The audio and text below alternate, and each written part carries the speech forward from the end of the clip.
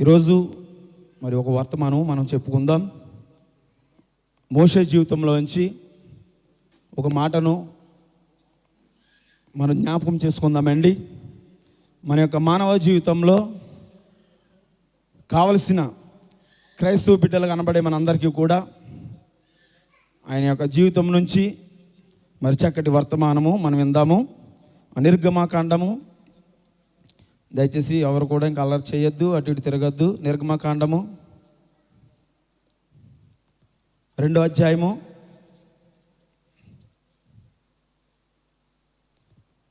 11, 12.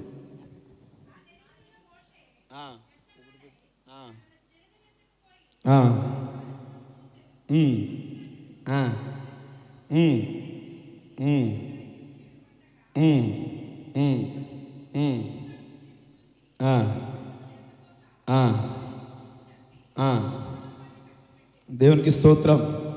ఈరోజు మన యొక్క వాక్య ఉద్దేశం ఏంటంటే, ఇక మోషే గారి జీవితంలో ఆయన చాలా మంచివాడు. ఆయన ఇక నిర్గమాకాండంలో చూసుకుంటే మొదటి నుంచి కూడా అంతవరకు మంచిగానే అంత మంచి జరిగింది. ఈ యొక్క 11, 12 వచనంలో వచ్చేసరికి ఏం జరిగిందంటేనండి, ఆయన యొక్క చేసిన తొందరపాటుతనం. ఈరోజు మన యొక్క వాక్య ముఖ్య అంశం కూడా అదే. తొందరపాటు చాలా ప్రమాదకరమే అండి. మోషే గారు అంతవరకు కూడా చాలా బాగా నడిపించుకుంటూ వచ్చాడు. మోషే గారు అంతవరకు కూడా చాలా బాగా అన్ని చేసుకుంటూనే వచ్చాడు. ఆయన ఈ యొక్క 11వ వచనంలోకి వచ్చేసరికి ఆయన ఏం చేశాడంటేనండి, ఒక హెబ్రీని, ఒక ఐగుప్తుని కొట్టగా మోషే గారు చూశారంట. చూశారు, కానీ ఆయన చేసిన పనికి ఏం జరిగిందంటేనండి, ఇశ్రాయేలు జీవితం అతలాకుతలం అయిపోయింది. అంటే తలకిందులు అయిపోయింది అనమాట. కేవలము ఆయన చేసిన ఒక తొందరపాటు వల్ల. కనీసము ఆలోచించలేదు.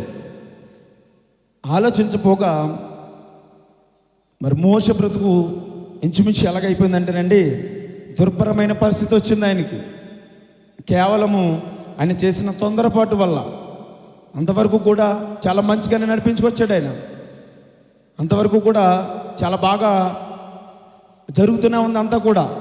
కానీ ఒక్క నిమిషం ఆయన తొందరపాటు వల్ల ఏమైందంటేనండి, దుర్భరమైన పరిస్థితి వచ్చింది. అంతేకాకుండా ఇశ్రాయేలు ప్రజలంతా కూడానండి, వారి జీవితమే అతలాకుతలం అయిపోయింది. దేవునికి స్తోత్రం. అయితే ఎలాగైతే మరి యొక్క ఐగుప్తుడిని, మరి వారిద్దరు హెబ్రీయుడు, ఒక ఐగుప్తుడు కొట్టుకుంటాం ఎవరు చూస్తారంటే మోషే గారు చూశారండి. మోషే గారిని చూసినప్పుడు ఏం చేశాడంటే, వారి దగ్గరికి వెళ్ళి అటు ఇటు చూసిన తర్వాత ఏం చేశాడంటే, ఆ యొక్క ఐగుప్తుడిని ఏం చేశాడంటే అండి, చంపడం జరిగింది. చంపడమే కాక ఏమైందండి, ఇసుకలో వారిని కప్పు పెట్టారండి. ఆయన చేసిన తొందరపాటుతనం అదే, ఆయన చేసిన తప్పు అదే. అంతవరకు కూడా చాలా మంచిగానే నడుచుకుంటూ వచ్చాడు ఆయన. అంతవరకు కూడా ఆయన చాలా ఉన్నత స్థితి. మోషే గారి జీవితం మన అందరికీ చాలా మందికి తెలుసు. ఆయన ఒక రాజులుగా ఉండే మోషే ఆయన చేసిన తొందరపాటు వలన దుర్భరమైన పరిస్థితి వారికి వచ్చింది.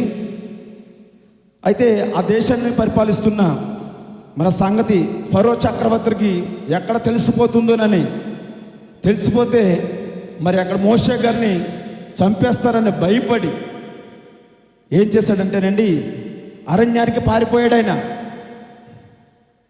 ఆ యొక్క అరణ్యం ప్రాంతానికి పారిపోయాడు. ఎందుకు పారిపోయాడు?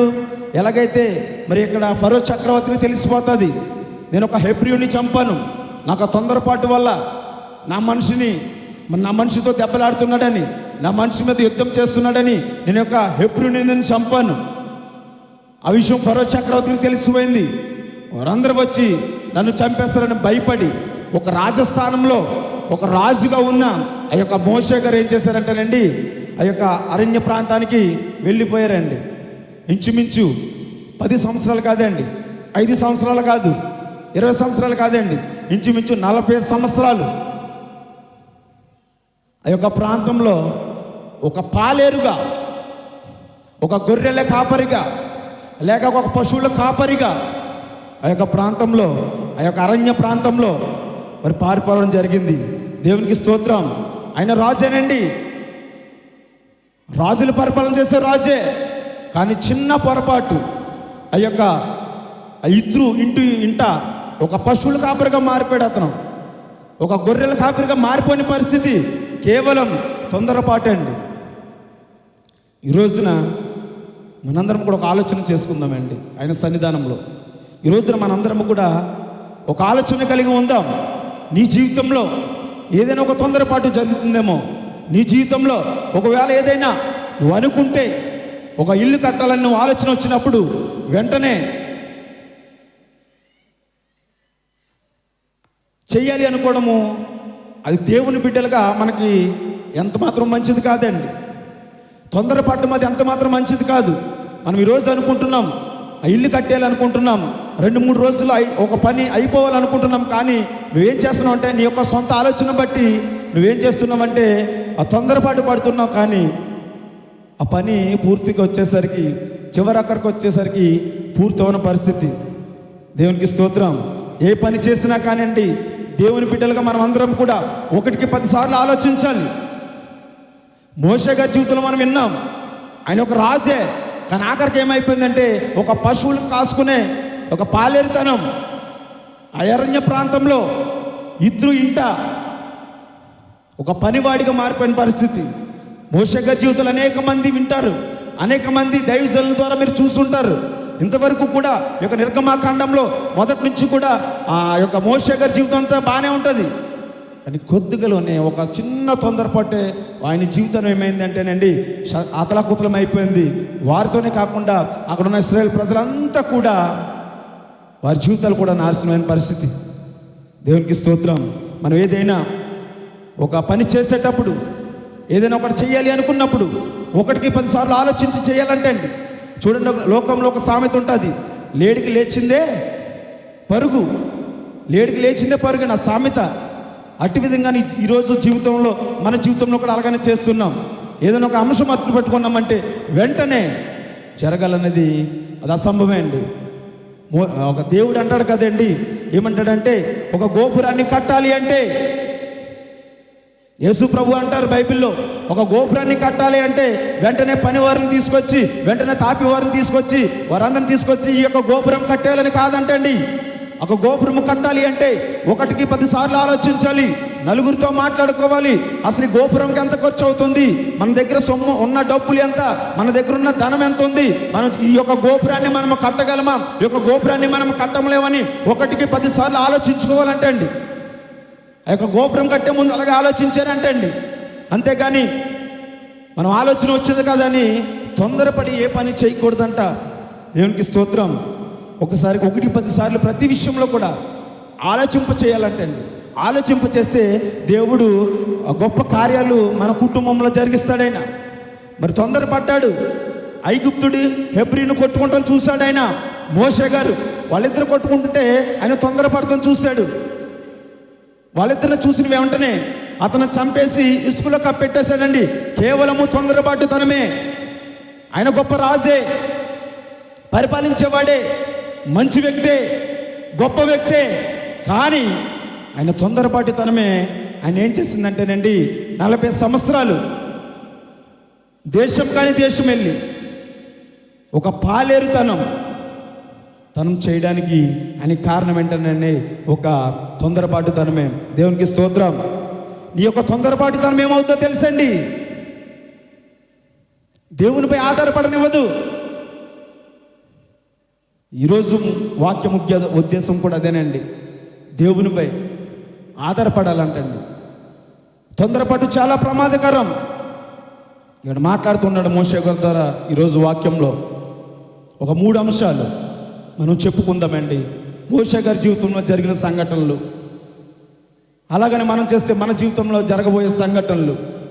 తొందరపాటు ఎంత ప్రమాదకరం అంటేనండి, మరి మొదటిగా మనం చూసుకుంటే, మరి మొదటిగా దేవునిపై ఆధారపడనివ్వదు. దేవునికి స్తోత్రం. ఏం జరుగుద్ది అండి? తొందరపాటుతనం ఏం జరుగుద్ది? దేవునిపై ఆధారపడినవ్వదంటండి. కీర్తనల గ్రంథం ఒకసారి వాక్యం చూద్దాం, చూడండి. కీర్తనల గ్రంథము 147 అధ్యాయము. కీర్తనల గ్రంథము 147 అధ్యాయము 10-11 ఒకసారి చదువుదాం.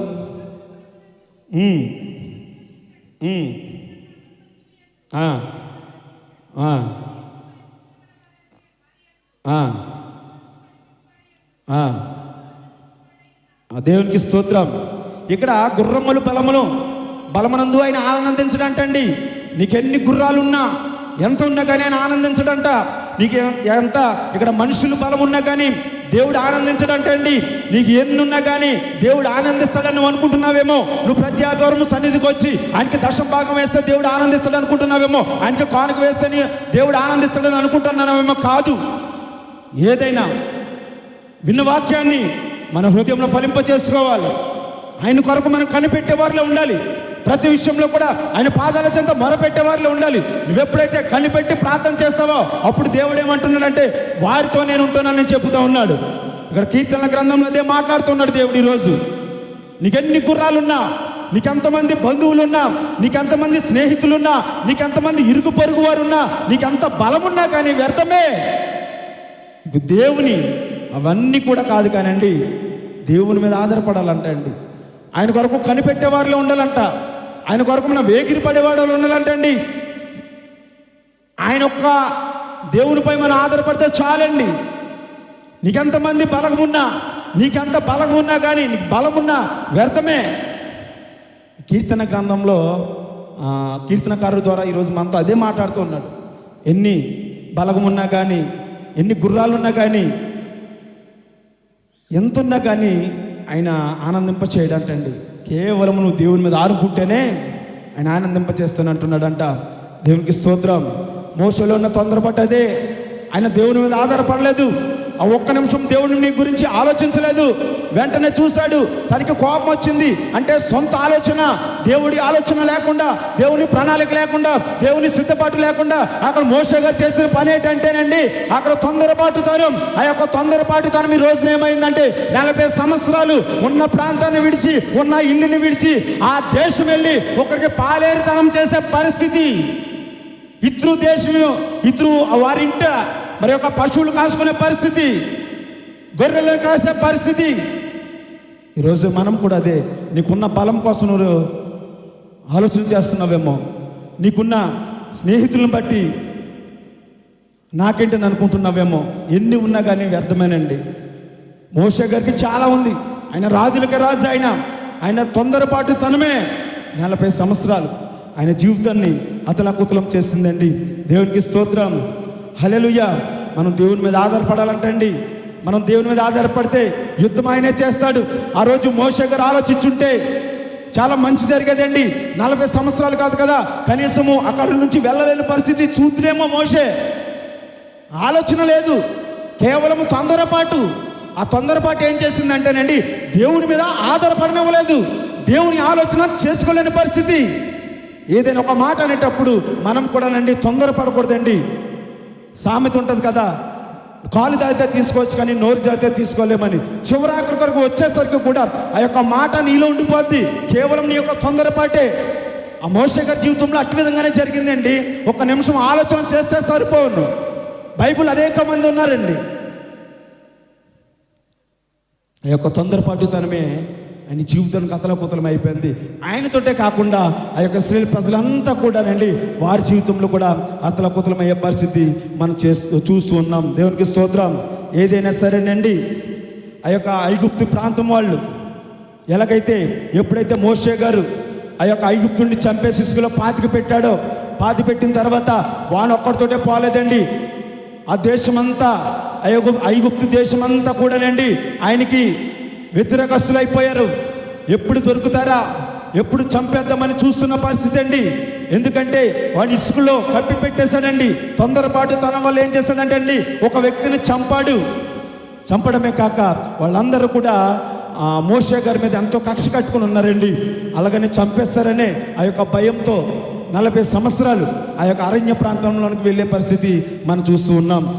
దేవునికి స్తోత్రం. హల్లెలూయా. శత్రువుని చంపితే చూసారండి, ఒక్కడితో పోదండి. ఈరోజు మనం కూడా ఆలోచన చేసుకుందామండి. మనం పడే తొందరపాటు, ప్రతి తొందరపాటుకు కూడా వారితోటే పోదంటండి, అందరితో కూడా.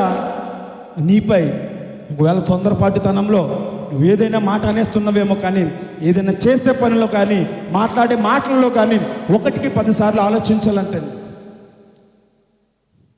నువ్వు ఒక తొందరపాటులో ఉన్నావు అనుకోనండి, ఆ మాట నిన్ను దేవుడిపై ఆధారపడనివ్వదు. అంటే నిన్ను అంత దేవుడిపై ఆలోచించేంత ఉండదంటండి. ఆ రోజునే మోషే గారు కూడా ఎన్ని 1 నిమిషం అలా నుంచొని ఆలోచించుంటే ఎంత కార్యం జరిగించేవాడండి దేవుడు. ఈ రోజున కూడా మనం కూడా ఆలోచన చేద్దామండి. ప్రతి ఒక్కరు కూడా ఆలోచన చేయవలసింది అదే. ఒకవేళ నువ్వు తొందరపడుతున్నావేమో. ఆ తర్వాత మోషే గారు 40 సంవత్సరాలు అయిపోయిన తర్వాతనండి అక్కడ ఐగుప్తు వచ్చాడండి. అక్కడ ఇశ్రాయేలు ప్రజల్ని ఆ యొక్క ఎర్ర సముద్రం వద్దకు తీసుకుని వచ్చాడండి. తీసుకొచ్చిన తర్వాత ఏమవుతుందంటేనండి, అక్కడ ఐగుప్తులంతా కూడా ఇలా మోషే ఎర్ర సముద్రం వద్దకు వచ్చాడని వాళ్ళందరికీ తెలిసి ఆ యొక్క మోషే గారిని చంపాలని వారందరూ వస్తుంటే, అప్పుడు ఆయన దేవునిపై ఆధారపడ్డాడండి. మోషే గారు 2 చేతులు ఆకాశానికి చాపాడండి. ఆకాశానికి చాపి, ప్రభువా, నా రోజు 40 సంవత్సరాల క్రితం నేను తెలుసో తెలియకో నా యొక్క తొందరపాటుతనం వల్ల ప్రభువా నేను ఒక వ్యక్తిని చంపాను. ఇదిగో ఈరోజు ఈ యొక్క ఎర్ర సముద్రం వద్దకు నేను వస్తే, అయ్యా, నన్ను చంపడానికి, నాపై యుద్ధం చేయడానికి వాళ్ళు అనేకమైనవి తీసుకుని వచ్చి ప్రభువా నాపై దాడి చేయడానికి వస్తున్నారని 2 చేతులు ఆకాశం వైపు చాపాడండి. అప్పుడు పరిశుద్ధాత్మ దేవుడు మాట్లాడాడండి. ఎందుకంటే ఈ మాట ఎందుకు చెప్పానంటేనండి, దేవుడిపై ఆధారపడ్డాడండి. అంతా అయిపోయింది. అది స్టార్టింగ్లోనే మోషే గారు తొందరపడి ఉంటే ఇంత శ్రమలు ఆయనకు వచ్చేవి కాదు. 40 సంవత్సరాలు ఒక బానిసత్వంగా, ఒక బానిసగా ఆయన బ్రతికేవాడు కాదండి. ఆయన తొందరపాటుతనమే ఆయనకి ఏం చేసిందంటే 40 సంవత్సరాలు దూరం చేసింది. ఎప్పుడైతే ఆ యొక్క ఎర్ర సముద్రం వద్దకు వచ్చినప్పుడు ఆ యొక్క ఫరియో సైన్యం వస్తున్నారని ఎప్పుడైతే ఆకాశమందున్న మరి ఆసీనుడికి, దేవాది దేవునికి ప్రార్థన చేశాడో, అప్పుడు దేవుడు చక్కటి మాట ఇచ్చాడండి. మోషే, నీ పక్షాన్ని నేను ఉన్నాను. మోషే, నీ పక్షాన్ని నేను యుద్ధం చేస్తాను. నీపై ఎవరైతే యుద్ధం చేయడానికి వస్తున్నారో వారందరినీ నేను చూస్తాను. ఇది మొదలుకొని ఇక నుంచి కూడా నీపై ఎవరు కూడా యుద్ధం చేయడానికి లేకుండా నేను వారిని హతం చేస్తానని చెప్పిన పరిస్థితి అండి. ఎందుకు ఆ పరిస్థితి ఆయనకు వచ్చిందండి? ఎందుకు ఆయనకు ఆ పరిస్థితి వచ్చిందంటే కేవలము తొందరపాటుతనమండి. ఆ రోజున ఒకసారి 1కి 10 సార్లు ఆలోచించుంటే ఇంత పరిస్థితి వచ్చేది కాదండి. ఆ యొక్క పరిస్థితి వల్ల చివరికి వచ్చేసారు. ఈ రోజున మనం కూడా అంతేనండి. మనము బలంగా ఉన్నంతసేపు, మనకు ఆరోగ్యంగా ఉన్నంతసేపు, మనకు చక్కగా అన్నీ జరుగుతున్నంతసేపు పరిశుద్ధాత్మ దేవుడు ఎవరికి గుర్తురారండి. మన ఇష్టానుసారంగా మనం తిరుగుతాం, మన ఇష్టానుసారంగా మనం బ్రతుకుతాం, మన ఇష్టానుసారంగా మనం ఉంటాము. కానీ చివరాఖరికి వచ్చేసరికి దేవాది దేవుడు గుర్తొస్తాడండి. ఆయన పాదాలు అప్పుడు గుర్తొస్తాయి, దేవుడు అప్పుడు గుర్తొస్తాడని చాలామందికి.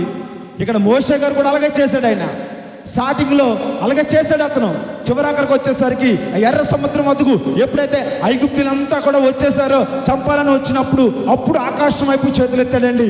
ఆకాశం వైపు చేతులెట్టి బిగ్గరగా ఆయనకు ప్రార్థన చేశాడండి. ఈ రోజున మనం కూడా అలాగే ఉంటున్నారు చాలామంది. అలా ఉండడం కాదండి. మోషే గారి జీవితము మనం అనిపించేవారు కాకుండా ఉండాలండి. తొందరపాటుతనము ఎంతైనా మంచిది కాదండి. మనకు తొందరపాటు జీవితం అసలు మంచిది కాదు. నీ యొక్క తొందరపాటుతనంలో ఏదైనా చేయాలనుకుంటే ఒకసారి ఆలోచన చేయండి. ఏదో మనం ఒక కార్యము చేయాలని అనుకుంటాం, దేవుని వద్ద మొరపెట్టకుండా, ఆయనకు ప్రార్థన చేయకుండా, ఆయన యొక్క సహకారం లేకుండా చేయాలని చాలామంది ఉంటారు. కానీ చివరక్కడికి వచ్చేసరికేనండి అటల్ ఫెయిల్యూర్ అయిపోద్ది. అది ఎందుకు ఫెయిల్యూర్ అయిపోద్ది? ఆయనపై ఆధారపడి ఉండలేదు మనం. మన తొందరపాటుతనమే.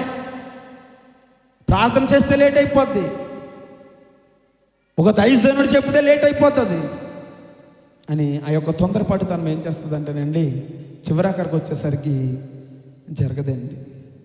ఏదైనా ఒక గృహం విషయం కానీ, ఒక ఉద్యోగం విషయం కానీ, ఏ విషయమైనా కానీ, వివాహం విషయమైనా కానీనండి ఆలోచన చేయాలండి. జరగట్లేదని మనం తొందరపాటు పడకూడదు అంటండి. దేవునిపై ఆనుకుని ఉండాలి. ఆయనపై ఆనుకుని ఉంటేనండి దేవుడు ఖచ్చితంగా కార్యం జరిగిస్తాడు. దేవునికి స్తోత్రం. ప్రతి ఒక్కరు కూడానండి ఆలోచన చేసే వారిలో ఉండాలంటే అండి. ఎందుకంటే దావీదు గారి జీవితంలో కూడా నేను చెప్తానండి. దావీదు గారు మరి ఒక ఎలుగుబంటిని, మరి సింహాన్ని, ఆ యొక్క గొలియాతును కూడా చంపిన పరిస్థితి మనం చూస్తూ ఉన్నాం. అయితే సౌలుని చంపలేదండి. వాటి ముగ్గురిని చంపాడు, సౌలుని చంపలేదు. ఎందుకు చంపలేదంటే ఆయన తొందరపడితనం లేదు. నా పక్షాన నా దేవుడు యుద్ధం చేస్తాడు, నా పక్షాన దేవుడు మంచి చేస్తాడు అని ఆలోచన చేశాడండి సౌలు గారు. మరి యొక్క సౌలు గారిని చంపబోవడానికి కారణం అదే. నా దేవునికి ఒక అవకాశం ఇద్దాం, నా దేవాది దేవునికి ఒక అవకాశం ఇద్దాం, నా దేవుడు చూసుకుంటాడులే అని అవకాశం ఇచ్చాడండి. ఈరోజు ఎంతమంది అండి దేవుడికి అవకాశం ఇచ్చే వారు ఉంటున్నారు? దేవుడికి ఎంతమంది ఈ రోజున ఆయనకి లోబడి, ఆయనకి ఒక బానిసత్వంగా ఎంతమంది అండి ఆయన ప్రభు సన్నిధిలో మనం ఉంటున్నాము? విన్న వాక్యాలు ఏం చేస్తున్నామండి? అనేక మంది పెద్ద పెద్ద దైవజనులు మన వాక్యం వింటున్నాం కదా. నువ్వెవరికి లోబడుతున్నావు? నీ భర్తకు నువ్వు లోబడుతున్నావేమో, నీ భార్యకు నువ్వు లోబడుతున్నావేమో, కానీ నీ కుటుంబం అంతా కలిసి మనం ఎవరికి లోబడాలంటేనండి దేవాతి దేవునికి లోబడాలి మనం. ఎందుకంటే ఆయన యొక్క ప్రభు రక్తంలో కడగబడినాటి నుంచి ఆయన యొక్క కుమారుడు, ఆయన యొక్క కుమార్తెగా నువ్వు జీవిస్తున్నావు. కాబట్టి ఈరోజు ఇటు విధంగా ఆయన సన్నిధానంలో నేను నడిపించాడంటే, చక్కటి ఆరోగ్యము దేవుడు ఇచ్చాడంటే, చక్కటి ఆయుష్ దేవుడు ఇచ్చాడంటే కేవలం దేవుడేనండి. అలాంటి దేవుడిని ప్రక్కన పెట్టేవారు చాలామంది ఉన్నారండి. అలాంటి దేవుడిని విడిచిపెట్టేవారు చాలామంది ఉన్నారండి. దావీదు ఆధారపడ్డాడు. దావీదు దేవుని సహకారం తీసుకున్నాడు. అయ్యో ఆ యొక్క సౌలుని చంపానని బాధ నాకెందుకు, నా దేవాది దేవుడు చూసుకుంటాడు అని నమ్మకం ఉంది. దేవుని ఆశ్రయించాడు. ప్రభువా ఈ సౌలుని నీ చేతికి అప్పు చెబుతున్నాను, ఇదిగో నీ ఇష్టమని అప్పు చెప్పాడండి. మనం కూడా అటు విధంగానే చేయాలండి. నువ్వు దేవునిపై ఆధారపడపోవడానికి కారణం ఏంటి? కేవలం నీ తొందరపాటుతనమే. ఆ యొక్క తొందరపాటుతనం ఎప్పుడైతే నువ్వు మానుకుంటావో ఖచ్చితంగా ఏం చేస్తావంటే నిదానంగా దేవుని వద్ద నువ్వేం చేస్తావంటే ప్రార్థన చేసుకుంటావు. దేవుడే బయలుపరుస్తాడు, నీ కార్యక్రమం దేవుడే జరిగిస్తాడండి. ప్రతి ఒక్కరం కూడా అటు విధంగానే చేయాలండి. ప్రతి విషయంలో కూడా దేవునికి స్తోత్రం. ఎప్పుడైతే ఆ యొక్క నీలో ఉన్న తొందరపాటుతనాన్ని నువ్వు తీసేస్తావో ఖచ్చితంగా నా దేవుడు గొప్ప కార్యము జరిగిస్తాడండి. నీ బలాన్ని, నీకెంతో బలం ఉంటుంది, నీకెంతో బలగం ఉంటుంది, నీకెంత ఉన్నా కానీ అవన్నీ కూడా వ్యర్థమేనండి దేవుడి ముందు. ఎంత మాత్రము నాకు ఆస్తి ఉంది కదా, నాకు అంతస్తు ఉంది కదా తొందరపడకూడదు, నాకు డబ్బు ఉంది కదా అని తొందరపడకూడదండి. ఎప్పుడు కూడా ఆలోచన చేయాలండి. ముందుగా దేవాది దేవునితో ఆలోచన చేయాలి, కుటుంబం అంతా ఆలోచన చేసుకోవాలి. ఏదైనా కార్యక్రమం తలపెట్టాలి అంటే 1-10 సార్లు ఆలోచించాలి. అటు విధంగానే ఆ యొక్క కార్యక్రమం ద్వారా ఎంత సొమ్ము అవుతుంది, ఒక గృహం కట్టాలనుకున్నా ఒకసారి ఒక ఎస్టిమేషన్ వేసుకోవాలండి. చాలామంది ఇల్లు మనం చూస్తూ ఉన్నాం, ఒక 10,000 20,000 ఉంటే పునాదులు స్తంభాలు వేసే పరిస్థితులండి. ఎందుకంటే ఆలోచన లేదు. ఈరోజు 10,000 ఉన్నాయి కదా ఇల్లు కట్టేద్దామని చేస్తారు, కానీ చివరాఖరికి వచ్చేసరికి ఏమవుతుంది అంటే అండి ఆ యొక్క ఇల్లు కానీ ఏదైనా కానీ పూర్తవని పరిస్థితి. అప్పుడు అంటారు, అయ్యా మా ఇల్లు పునాదుల వరకు వచ్చి ఇల్లు ఆగిపోయింది ప్రభువా, మీరు ద్వారాలు తెరవండి నాయన. దేవుడు స్టార్టింగ్లో గుర్తున్నాడండి, పని ప్రారంభంలో దేవుడు గుర్తున్నాడు, సగంలో ఆగిపోతే అప్పుడు గుర్తు వస్తారు దేవుడు. చాలామంది అటు విధంగా ఉంటున్నాడండి. ఈరోజు మనం కూడా నీ యొక్క తొందరపాటుతనం ఏం చేస్తుంది అంటేనండి దేవునిపై ఆధారపడనివ్వదు. దేవునికి స్తోత్రం. అలాగే నేను రెండో మాట కూడా చూద్దాం. చూడండి, నీ యొక్క తొందరపాటు ఏమవుతుంది అంటేనండి మాయని మచ్చ అవుతుందంటండి. నీ యొక్క తొందరపాటుతనం మాయని మచ్చకు కారణం జరుగుద్దంట. ఇక్కడ మాయని మచ్చ ఏంటంటే వాళ్ళు కొట్టుకుంటే హెబ్రీయుడిని ఐగుప్తుని వాళ్ళిద్దరూ దెబ్బలాడుకుంటే మోషే వెళ్ళాడు. ఆయనకి మాయని మచ్చ అంటే ఒక నరహంతకుడు. ఎందుకు నరహంతకుడు అంటే చంపి ఇసుకలో ప్రాతి పెట్టాడు, ఆ ఐగుప్తుడిని ఇసుకలో ప్రాతి పెట్టాడు కనుక ఆ యొక్క చెరగని మచ్చ ఆయన జీవితంలో అలా మిగిలిపోయిందండి. ఆ రోజు ఆలోచించుంటే అంత మాయని మచ్చ ఇంకొచ్చేది కాదండి. ఆలోచన లేకే ఆ యొక్క తొందరపాటుతనం వల్లే నరహంతకుడే అయ్యాడండి ఆయన. దేవునికి స్తోత్రం. గొప్ప నాయకుడే, రాజే, రాజులకు రాజేనండి. కానీ ఏం జరిగిందంటేనండి, ఆయన తొందరపాటుతనము చిన్న మచ్చ తీసుకొచ్చేసింది. ఆ తొందరపాటుతనమే ఒక నరహంతకుడిని చేసిందండి మోషే గారిని. మన జీవితంలో కూడా అంతేనండి. ఆలోచన చేద్దామండి ప్రతి విషయంలో కూడా. ఎందుకంటే ఎవరినైనా మనం తొందరపాటులో ఒక మాట అనేస్తాం అనుకోండి, అదేమవుతుందంటే మా ఆయన మచ్చే, చెరగని మచ్చండి. నువ్వెంత చేసినా కానీ, నువ్వు తర్వాత నువ్వేదనుకున్నా కానీ ఆ యొక్క మచ్చ, అదొక మాట అన్నది నీలో ఉండిపోతుందండి. కేవలము నీ తొందరపాటుతనమే, నీ తొందరపాటుతనం వల్లే నీకు మాయన మచ్చ. ప్రతి ఒక్కరు కూడా గమనించేద్దాం. హల్లెలూయా. అయితే ఎలాగైతే మరి యొక్క మోషే గారి విషయంలో ఎలాగైతే మరి యొక్క ఐగుప్తుని కొట్టి ఎలాగైతే చంపాడో మోషే గారికి మాయని మచ్చ పడిందండి. దావీద్ గారి జీవితంలో కూడా నేను లాస్ట్ అని చెప్పాను, ఆయనకి ఒక మాయన మచ్చ జరిగిందండి. ఆయనకి ఇప్పటికీ కూడా ఒక మాయన మచ్చే. ఏంటో మాయన మచ్చ? ఒక వాక్యం చెప్పాను పోయిన వారం మీకు. చెప్పండి, దావీద్ గారు చేసిన దేవునికి స్తోత్రం. ఇక్కడ యూరియా భార్య గారిని ఏం చేశాడంటే పాపం చేశాడండి. సైనికుల్లో ఒక భార్యని ఏం చేశాడంటే పాపం చేశాడు. దేవుడు చెబుతాడండి, దావీదు మంచివాడే, దావీదు గొప్పవాడే, కానీ దావీదుకు ఒక మచ్చ ఉంది. ఏంటంటే ఆ రోజుల్లో గ్రహింపు తత్వము దావీదుకి లేక సైనికుల్లో ఒకటి భార్యని పాపము చేశాడు. పరిశుద్ధాత్మ దేవుడే చెప్పాడండి దావీదు గారి గురించి. చాలా మంచివాడే, భక్తిపరుడే, నా మాటకు నిలబడేవాడే, నేను నడిచే దారిలో నడిచేవాడే, నా జీవితం పట్ల చక్కటి జీవితం సాగించేవాడే. కానీ ఒక మచ్చ, సైనికుల్లో ఒకటి భార్యని పాపం చేశాడు. చూసారా, దేవుడే చెప్తున్నాడు దావీదు గారి గురించి. మంచివాడే అని చెప్తున్నాడు, కానీ ఒక మచ్చ అన్నది కూడా దేవుడు పలికాడండి. ఈ రోజుల్లో మనం కూడా ఆలోచన చేద్దాం. ఏదైనా ఒక మచ్చ మన మీద పడింది అంటే ఖచ్చితంగా ఏం జరుగుద్ది అంటేనండి, కష్టమాటు ఆ మాట మనకు గుర్తొస్తూనే ఉంటుంది. అప్పుడప్పుడు ఆ మాట మనకు గుర్తొస్తూనే ఉంటుంది. ఒకవేళ నీ ముందు అనకపోవచ్చు, ఒకవేళ నీ ముందు నిన్ను నిలబడలేకపోవచ్చేమో, చాటునైనా కానీ అనుకుంటారు. ఆ యొక్క మచ్చ దేనికి కారణం అంటారండి? కేవలం మన తొందరపాటుతనమే. ఆ యొక్క తొందరపాటుతనం లేకుండా నీ జీవితంలో ఉంటే కనుక ఆ మచ్చకు కూడా కారణం ఉండదు. మోషే గారు తొందరపాటుతనం వల్ల మచ్చ వచ్చిందండి ఆయనకి. నరహంతకుడు అనే ఒక పేరు వచ్చేసింది ఆయనకి. ఎందుకంటే ఒక వ్యక్తిని చంపి ఇసుకలో కప్పెట్టాడు కనుకే ఒక మచ్చ అండి. మన జీవితానికి ఈ యొక్క మచ్చ అన్నది రానివ్వకుండా మనము మ్యాక్సిమం చూసుకోవాలి. 100% మనం చూసుకోవాలి. ఎందుకంటే దేవుని బిడ్డలుగా మనం పిలపడ్డాము కాబట్టి. దావీదు గారి జీవితంలో ఎలాగైతే దేవుడు చెప్పాడో నీ జీవితంలో ఆ యొక్క మచ్చ కూడా లేకుండా చూసుకునే మన పరిస్థితి ఉండాలండి. దేవునికి స్తోత్రం. ఏ సమయంలో అయినా గుర్తొస్తూ ఉంటుందండి. ఒకసారి మచ్చ పడింది అంటే, ఒకసారి నింద పడింది అంటే అదే సమయాన్నైనా మనకు గుర్తు చేస్తూ ఉంటుందండి. కేవలం నువ్వు నీ యొక్క తొందరపాటుతనమే. మోషే గారి జీవితం కూడా అట్టి విధంగానే సాగింది. ఒకసారి మన యొక్క హృదయాల్లో మనం ఆలోచన చేసుకుందాం. ఒకవేళ మనం ఏదైనా తొందరపాటు కలిగి ఏదైనా చేసి ఉన్నామా, మనం ఏదైనా తొందరపాటు వల్ల ఎవరినైనా ఏదన్నా నిందించామా, ఏదైనా ఒకసారి మనం ఆలోచన చేసుకుందామండి. పరిశుద్ధాత్మ దేవుడు ఈరోజు నీతోటే మాట్లాడుతున్నాడేమో. ఈ వాక్యం ద్వారా నీతోటే నీ హృదయంతో మాట్లాడుతున్నాడేమో. ఈ వాక్యం ద్వారా నీ మనసు మారుతుందని దేవుడు మాట్లాడుతున్నాడేమో.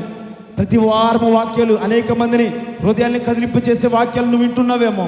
ఈరోజు వాక్యము నువ్వు అనుకోలేదు తెలుసా, నిజమేనాయన నేను తొందరపాటుతనంలో నేను ఈ పని చేస్తానేమో ప్రభా, తొందరపాటుతనంలో నేను ఈ మాట అన్నానేమో ప్రభా, నా జీవితానికి చెరగని మచ్చ నా జీవితంలో రాకూడదు నాయన. ఎక్కడి నుంచి అయినా ప్రభా నా జీవితం నేను మార్చుకుంటాను ప్రభా అని ప్రతి ఒక్కరు కూడా గమనించుకుందాం. దేవునికి స్తోత్రం. మోషేకి ఆ యొక్క రావడానికి గల కారణం అండి, నరహంతకుడు అన్న పేరు పిలవడానికి కారణము. ఎందుకంటే ఆ యొక్క ఎప్పుడైతే ఐగుప్తుని చంపాడో ఆ రోజు నుంచే ఒక నరహంతకుడని ముద్ర పడిపోయిందండి. ప్రతి ఒక్కరు కూడా గమనించుకుందాం. కేవలం ఆ యొక్క తొందరపాటుతనమే. మరి మూడవదిగా నేను చెప్తాను, ఆ యొక్క తొందరపాటుతనం ఏమవుతుందంటేనంటండి, దుర్భరమైన జీవితం జీవించాల్సి అంటండి. దుర్భరమైన జీవితం జీవించాల్సి వస్తుంది అంటండి. ఆ యొక్క మోషే గారు రాజుల భవనంలో రాజులు భోజనం చేసేవాడైనా, ఆయన ఎంత పరిస్థితి ఎంత దీనస్థితి వచ్చిందంటే గొప్ప రాజు అండి ఆయన. అయితే రాజుల భోజనం చేసేవాడైనా. అయితే ఆయన పరిస్థితి ఏమైందంటే మరి ఇద్దరు ఇంట మరి 40 సంవత్సరాలు పాలేతరంగా చేశాడంటే ఎంత దుర్భరమైన పరిస్థితి అండి. రాజుల నుంచి ఏమయ్యాడండి, పాలేతనం చేసే పరిస్థితిని తీసుకొచ్చింది కేవలము ఆయన యొక్క తొందరపాటుతనమే. లేదా ఆయనకి అంత పరిస్థితి ఏంటండి, ఆయన ఒక పాలేరుతనం చేయాల్సిన పరిస్థితి ఏంటి, ఆయన ఒక పశువులు కాసుకునే పరిస్థితి ఎందుకు వచ్చింది, ఆయన ఒక గొర్రెలు ఎందుకు ఆ పరిస్థితి వచ్చిందంటే కేవలము ఆయన యొక్క చేసిన తొందరపాటుతనము. ఆ రోజు ఆలోచించుంటే, ఆ రోజే ఒక్క నిమిషం ఆలోచించుంటే ఇంత దుర్భరమైన పరిస్థితి రాదండి. గొప్ప రాజు అండి.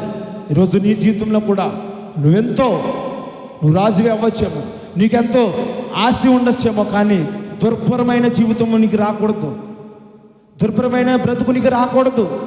ఎందుకు రాకూడదు అంటే నువ్వు తొందరపాటుతనం నీలో ఉండకూడదు. ఫస్ట్ నువ్వు ఎప్పుడైతే ఒక తొందరపాటుతనం నీలో లేకుండా నువ్వు సాఫీగా జీవిస్తావో, నువ్వు సాఫీగా దేవుని మీద ఆధారపడతావో, 1కి 10 సార్లు నువ్వు ఎప్పుడైతే ఆలోచన చేస్తావో అప్పుడు నీకు దుర్భరమైన జీవితం రాదు. చాలామంది ఏం చేస్తారంటేనండి, తొందరపడుతూ ఉంటారు. యవనస్తుల విషయంలో కూడానండి, యవనస్తుల విషయంలో కూడా వయసులో ఉన్నప్పుడు అలా ఇలా తిరుగుతారు, ప్రేమ వివాహాలు జరిపించుకుంటూ ఉంటారండి. చాలామందిని చూస్తున్నాం. తర్వాత వాళ్ళ పరిస్థితులు ఎలాంటి అలాగే అయిపోతాయండి, జీవితాలు అతలకుతలాలు అయిపోతాయండి. దుర్భరమైన పరిస్థితులు చాలామంది మనం చూస్తూ ఉన్నామండి. ఈరోజు నీ జీవితంలో అలాంటి జరగకూడదు ఉండదండి. నువ్వు మొదటగా ఏం చేయాలంటేనండి, దేవునిపై ఆధారపడాలంటండి. తొందరపాటుతనము నీలోంచి తీసివేయాలంట. ఒక సంఘటన నేను మీకు జ్ఞాపకం చేస్తానండి. తొందరపాటుతనము ఎలా దారి తీస్తుందంటే, ఒక భార్య భర్తలు ప్రేమించి వివాహం చేసుకున్నారు. చేసుకున్న తర్వాత వారి ఇంచుమించు ఒక 10 సంవత్సరాలు జీవితము సాఫీగానే సాగిపోయిందంట అండి. వారికి 2 కుమార్తెలు కూడా ఉన్నారంట. అయితే ఇంట్లోంచి వెళ్ళిపోయి వేరే కాపురం ఉన్నారంట అండి. కొంతకాలం సాగుతుండగా కొన్ని రోజుల నుంచి వారింట్లో ఏయో గొడవలు, భార్య భర్తలు తగువులేండి. అయితే ఒకరోజు ఏం జరిగిందంటే, మరి భర్త బయటికి వెళ్ళాడండి, పనికని బయటికి వెళ్ళినప్పుడు భార్య ఏం చేసిందంటే ఇంటిలో ఉన్న ఆ యొక్క పురుగుల మందు తీసుకుందంటండి. పురుగుల మందు తాగేసిందంట.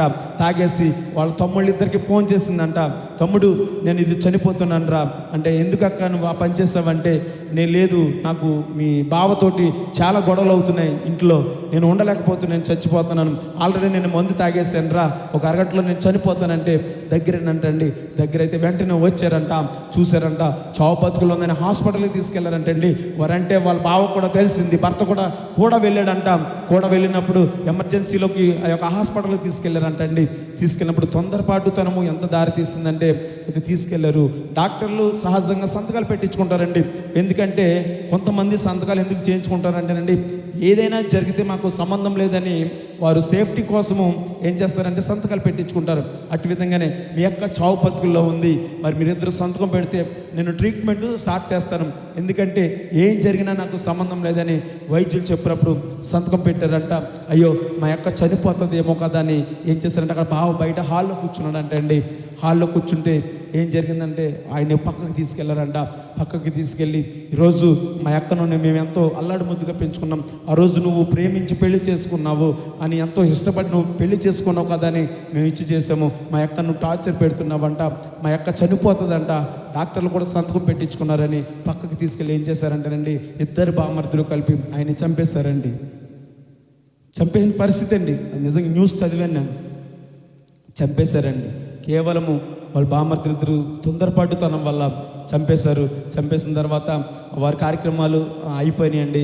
ఇక్కడ మరి డాక్టర్లు కూడా చెప్పారు, మరి అక్క సేఫ్టీగానే ఉందండి, అక్క బాగానే ఉంది, ఏం పర్వాలేదు, కానీ ఒకటి, ఎందుకంటే మీ అక్కకి మందు ఎక్కువ తాగడం వల్ల ప్రేగులన్నీ కూడా పోయాయి, పని చేయడానికి పని చేయదని చెప్పారంటే వైద్యులు. ఇటు చూస్తే భర్త చనిపోయాడండి, ఇటు చూస్తే చంపిన అన్నదమ్ములిద్దరిని కూడా జైల్లో వేసేసారండి. 2 ఆడబిడ్డలండి, ఒకరు 9వ తరగతి, ఒకరు 10వ తరగతి, 2 ఆడబిడ్డలు. పరిస్థితి చూడండి ఏమైపోయిందో. చివరికి వచ్చేసరికి ఆవిడని చూస్తే నాదుడు లేడండి. తమ్ముళ్ళు చూస్తే జైల్లో ఉన్నారు, పిల్లలు చూస్తే 2 ఆడపిల్లలు వయసుకు వచ్చి ఉన్నారు, వారు చదువుకుంటున్నారు. తల్లి చూస్తే కష్టపడలేని పరిస్థితి అండి. అదే భర్త ఉంటే చక్కగా చూసుకునేవాడేమో, అదే భర్త ఉంటే చక్కగా ఇంకా మంచి వైద్యం చేయించేవాడేమో. ఒక మంచి చెప్పుకోవడానికి లేదండి ఆ తల్లికి, ఒక చెడు చెప్పుకోవడానికి లేదండి. ఎంత దుర్భరమైన పరిస్థితి వచ్చిందండి ఆ కుటుంబానికి. కేవలము వాళ్ళ తొందరపాటుతనమే. భర్త చెప్పాడండి, ఒరే మీ అక్క నేను 10 రోజుల నుంచి ఏదో పడుతున్నాంరా, మాకు కామనే, ఎందుకు తాగేసిందో నాకు తెలీదు, నేను ఎంతో ఇష్టపడి నేను పెళ్లి చేసుకున్నాను, నేను ఎంతో ఇష్టపడి వివాహం జరిగించుకున్నాను రా, మాకు ఇవన్నీ కామనే అని చెప్పినా కూడా వినలేని పరిస్థితి అండి.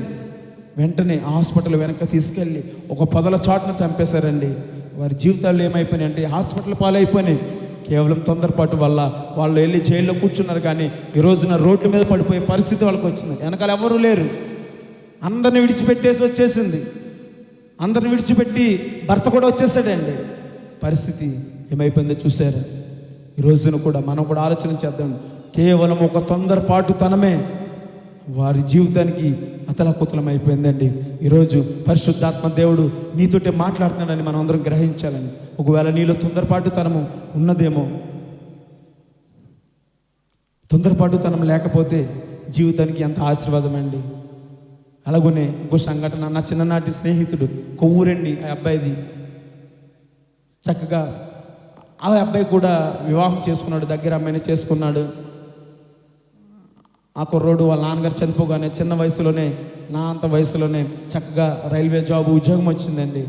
ఉద్యోగం వస్తే పెళ్ళికి కూడా వెళ్ళాము. నేను సేవకు వచ్చిన తర్వాత మనోడు నాకు కలగపోవడం మొన్న కలిశాడండి.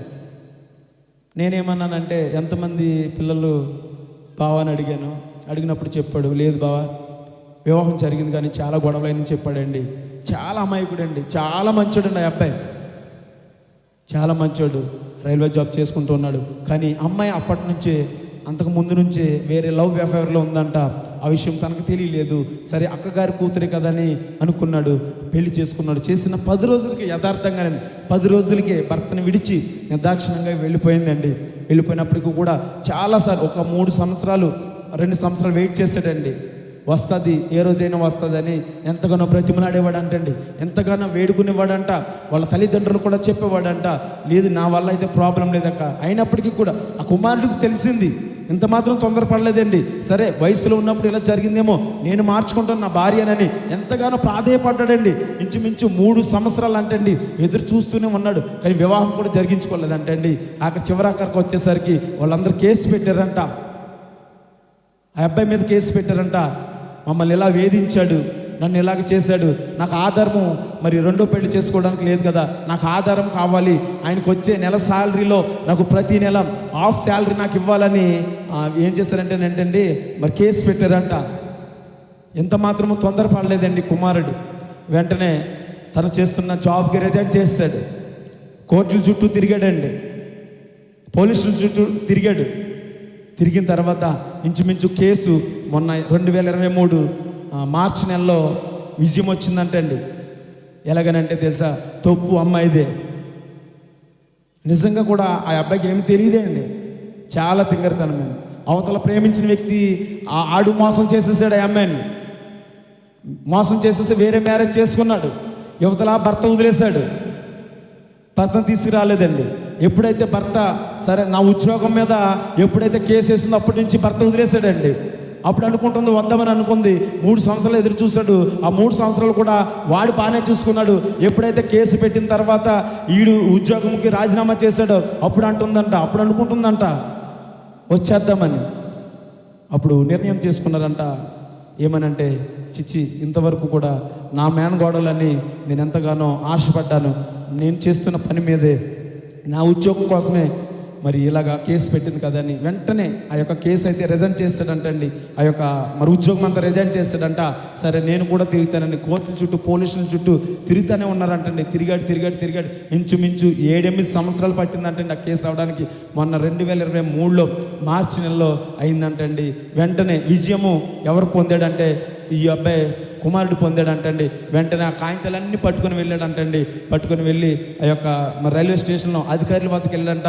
ఇదిగోనయ్యా నా మీద వారు కేసు వేశారు కానీ నాది ఎంత మాత్రం తప్పు లేదని, కోర్టులో జడ్జి గారు రాసిన లెటర్స్ అన్నీ, ఆ డైవర్స్ అన్నీ తప్పు లేదని ఈయన పేరిట వచ్చిందండి. చక్కగా ఈయన పేరిట వచ్చింది కాబట్టి వెంటనే ఉద్యోగం చేస్తున్నాడండి. ఇప్పుడు దేవునికి స్తోత్రం. మార్చి నెలలో అయ్యింది. అయినా 2 నెలలకి అవన్నీ కాగితాలు సబ్మిట్ చేశాడు. రైల్వే ఉద్యోగంలో చక్కటి ఉద్యోగం వచ్చింది. ఈ రోజున కుంకుడుమెల్లి గేట్లో రైల్వే గేట్ మ్యాన్గా పనిచేస్తున్నాడు. దేవునికి స్తోత్రం. ఎందుకంటే అలాగని తొందరపడలేదండి. ఈ రోజున ఆ అమ్మాయి బాధపడతా ఉంది. ఎందుకంటే ఉద్యోగం మీద నేను వేసాను కదా, అయ్యో ఉద్యోగం మానేసాడు అనుకున్నాం, ఎలాగైతే ఉద్యోగం వచ్చేసిందని బాధపడతా ఉంది. మళ్ళీ ఇప్పుడు చక్కటి సంబంధాలు కూడా చూస్తున్నారంట. ఒకటి చెప్పాడండి, నేను నీ యొక్క ఫేస్బుక్ని నేను ఫాలో చేస్తున్నాను రా, నువ్వెంత దేవుడి నీ ఆశీర్వాదం ఎంత ఉందో నా కోసం. ఎందుకంటే మేమిద్దరం చిన్నప్పటి నుంచి కూడా చాలా దారుణంగా తిరిగేవాళ్ళమండి. ఆడిచ్చాడండి సాక్ష్యం, ప్రార్థన చేయమన్నాడండి. నీ ఫేస్బుక్ నేను ఫాలో అవుతున్నాను రా, నీ వీడియోస్ నేను చూస్తున్నాను, దేవుడు నేను భలే మార్చుకున్నాడు రా, నా కోసం ప్రార్థన చేయండి. అది నా యొక్క కాదు కాదండి, దేవుడిచ్చిన గొప్ప స్థితిని నేను గమనించుకుంటున్నానండి. అటు విధంగానే కుమారుడు భాను అండి పేరు, ఆ యొక్క కుమారుడు గురించి కూడా ప్రార్థన చేయండి. అలాగనే ప్రతి ఒక్కరం కూడా ఈరోజు వాక్యం ద్వారా పరిశుద్ధాత్మ దేవుడు నీతో కనుక మాట్లాడితే మనం వినాల్సింది, మనం చేయాల్సిందల్లా ఏంటంటేనండి, ఎప్పుడు తొందరపాటు తన మన జీవితంలో ఉండకూడదు అంటండి. ఒక భార్య భర్తల విషయంలో ఎలాగైతే ఆ యొక్క భర్తని ఎలాగైతే బామర్దిద్దరు చంపేశారో, ఎలాగైతే ఈ యొక్క కుమారుడు భార్య విషయంలో ఓపికగా ఉన్నాడో, దేవుడు ఎలాగైతే విజయసొమ్ము దయచేశాడో, నీ జీవితంలో నా జీవితంలో కూడా దేవుడు చేస్తాడండి. దావీదు గారి జీవితంలో చెప్పాడండి, దావీదు ఆ యొక్క విషయంలోనే తప్పు చేశాడు కానీ ప్రతి విషయంలోనూ మంచివాడే అని ఏం చేశాడంటేనండి, సింహాసనం ఎక్కించి కూర్చోబెట్టాడండి. ఆయన ఒప్పుకున్నాడు, నాకు ఆ యొక్క గ్రహింపు లేక ఆ యొక్క భార్య విషయంలో, సైనికుడి భార్య విషయంలో నేను అలాగే జరిగించాను కానీ అని చెప్పి తప్పు ఒప్పుకున్నాడు. దేవుడే చెప్పాడండి, దావీదు ఆ విషయంలో తప్ప ప్రతి విషయంలో కూడా మంచివాడని ఏం చేశాడంటే సింహాసనం ఎక్కించాడండి. ఈరోజు దేవుడు నిన్ను నన్ను కూడా సింహాసనం ఎక్కిస్తాడండి. ఎందుకంటే తొందరపాటుతనము ఏ విషయంలో ఉండకూడదండి. ఒక పెళ్లి విషయంలో, ఒక విడాకుల విషయంలో, ఒక ఉద్యోగం విషయంలో, నాకేంటి భార్య భర్తల విషయంలో నాకు నెలకి జీతం 30,000 వస్తుంది కదా, నా కాళ్ళ మీద నేను నిలబడతాను నాకేంటి అని భార్య అనకూడదంట. నాకేంటి నా కాళ్ళ మీద నిలబడతానని భర్త అనకూడదంటండి. తొందరపాటుతనము ఎంతవరకు మంచిది కాదండి. 1కి 10 సార్లు ఆలోచింప చేయాలి. ఒకవేళ మనం విడిపోవాల్సి వస్తే లోకము పరిస్థితి ఏంటి, లోకము ఏ విధంగా మాట్లాడుకుందో ప్రతి విషయం కూడా మనం ఆలోచింప చేయాలంటండి. నువ్వు ఎప్పుడైతే ఆలోచింప చేస్తావో పరిశుద్ధాత్మ దేవుడు నీ కుటుంబంలో గొప్ప కార్యము జరిగిస్తాడండి. దేవునికి స్తోత్రం. రోజు మందిరంలో కూర్చున్న ప్రతి ఒక్కరు కూడా ఆలోచన చేయాలండి. తొందరపాటు ఎంతవరకు కూడా సమంజసం కాదండి. నిదానించి మనం ఆలోచన చేసి ఏదైనా ఒక కార్యక్రమం చేపడుతున్నామంటే ముందుగా పరిశుద్ధాత్మ దేవుని సంప్రదించి, ఎప్పుడైతే నువ్వు ఆ యొక్క పని చేసుకుంటావో ఆ యొక్క పనికి సరిపడగా మనకు కావలసినవన్నీ ఉన్నాయో లేదో నువ్వు ఎప్పుడైతే ప్రారంభిస్తావో ప్రారంభం నుంచి ముగించేంత వరకు కూడా పరిశుద్ధాత్మ దేవుడు ఏం చేస్తాడంటే సమస్తం కూడా జరిగిస్తాడండి. దేవునికి స్తోత్రం. ఈ రోజున మోషే గారి జీవితంలో కూడా అలాంటి పరిస్థితిని మనం ఎదుర్కోవాల్సి వచ్చింది. మోషే గారి జీవితం నుంచి కూడా మనం వెళ్సి వచ్చిన మాటలు ఏంటంటే ఆయన చేసిన తొందరపాటుతనం వల్లే ఈరోజు ఆయన గురించి మనం చెప్పుకుంటున్నామండి. అనేకమైన కారణాలు ఉన్నాయి. బైబిల్లో అనేక మంది, 100 మంది ఉన్నారండి తొందరపాటుగా చేసిన వాళ్ళు. మనుషులు కూడా అనేక మంది ఉన్నారు. చాలామంది చివరాఖరికి వచ్చేసరికి ఏం చేశారు, వారి తప్పుల్ని ఒప్పుకున్నారండి. మరి మోషే గారు స్టార్టింగ్లో తొందరపడ్డాడు. చివరాఖరికి వచ్చేసరికి ఏం చేశాడంటే వాళ్ళందరూ చంపేస్తున్నారు. ఇంకెవ్వరు ఆయన బలం ఆయన ఏం చేయలేదు, ఆయన బలం ఆయన ఏం చేయలేదు, వారి స్నేహితులు ఆయన ఏం చేయలేదు, వారి బంధువులు ఏం చేయలేదు, వారికి ఎంత ఉన్నా రాజే ఏమీ చేయలేదు. చివరాఖరికి వచ్చేసరికి ఏం చేశాడంటే దేవునిపై ఆధారపడ్డాడండి. ఆకాశం వైపు చేతులు ఎత్తాడు. చేతులు ఎత్తిన తర్వాత ఏం జరిగిందంటేనండి దేవుడు వారందరినీ కూడా హతం చేశాడు. మోషే నేనున్నాను నీకు, నేను నీకు తోడున్నానని చక్కటి సలహా ఇచ్చడమే కాకుండా వారు వచ్చిన వారందరినీ కూడా యుద్ధం చేయడం జరిగిందండి. దేవుడు నీ పక్షాన్ని కూడా యుద్ధం చేస్తాడు, నీ పక్షం కూడా వాయిద్యం ఆడతాడు. ఆయన నీ పక్షం కూడా నిలబడతాడు. ఎప్పుడు నిలబడతాడంటే నువ్వు ఎప్పుడైతే ఆయన మీద ఆధారపడి ఉంటావో, నీ యొక్క తొందరపాటుతనమంతా విడిచిపెట్టి నువ్వు ఎప్పుడైతే ఆలోచన చేసి ఆయన పాదాల చెంత నువ్వు ప్రార్థన చేస్తావో ఖచ్చితంగా నా దేవుడు మీ పాదాల చెంత ఏం చేస్తాడంటేనండి మీ యొక్క కుటుంబం పక్షాన ఏ సమస్య అయినా కానీ సమాధానం చేస్తాడండి. అనుకున్న వెంటనే జరగాలంటే అది ఎంతవరకు కాదు కానీ సమయం పట్టుద్ది. అడిగేవారిలో ఉండాలండి. ఎప్పుడైతే చేస్తావో పరిశుద్ధాత్మ దేవుడు నీ కుటుంబంలో కార్యం జరిగిస్తాడు.